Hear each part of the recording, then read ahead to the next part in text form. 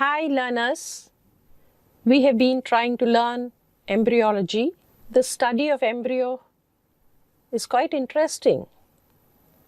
However, it appears to be a little complicated, isn't it? Let's understand a particular fact about the growth and development of the embryo. The fact is that several things are happening parallelly, not one. In various tissues of the embryo, various things are happening. That's a little later. But even in the initial stages, many things are happening and we're trying to learn them. We're trying to get to know about them. So there would be several bits of information. Now it is like a jigsaw puzzle. Gather the information, gather the piece, you put in that piece and you get this piece, you put in this piece. Only after you have put in all the pieces, you get the picture clearly. Similar to that, you gather information here, gather information here, gather information here, put in all those bits and pieces of information, then you get a complete picture, right? So, shall we get going? The first week of the embryo. What happens in the first week and what is expected after the first week? Let's look at it. In our study of the human embryo, we have already familiarized ourselves with several terms. Let's try and remember these terms: blastula, blastulation, gastrula, gastrulation, bilaminar and trilaminar germ discs. The definition for the term germ disc: diploblastic. When it's bilaminar, it becomes diploblastic. When it's trilaminar, it becomes triploblastic. So these are all the various terms with which we need to be familiar.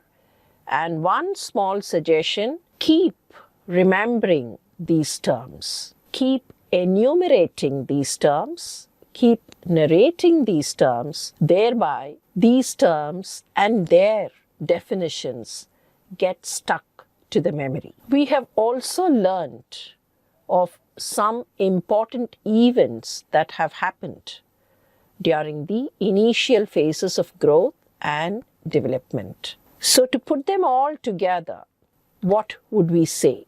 By the end of the first week, some differentiation of cells has happened. All cells are no longer the same. It all started with one single cell, and this cell divided and divided and divided, and that's what we called by the term cleavage. And now we have, at the end of the first week, several cells, and these cells do show some kind of differentiation, and the differentiation has led to the formation of two major groups of cells, two subdivisions, the trophoblastic cells and the embryoblastic cells. And because of the presence of the embryoblastic cells in one part, one area, one region of the entire zygote, there is some kind of a semblance of an axis. If you remember, when we define gastrulation, we said gastrulation will lead to the fixity of an axis. The embryo has to have an axis. By the axis, the right and left portions are determined, the upper, the lower portions are determined, and so on.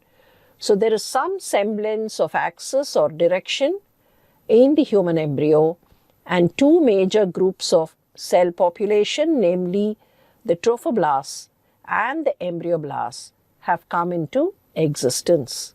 There are evidences for gastrulation to have happened. Rudiments of gastrulation. We no longer call, as far as the human embryo is concerned, we no longer call this process the gastrulation. However, we fit in the information that we know about gastrulation and try and say rudiments of gastrulation have occurred in the first week of the human embryo.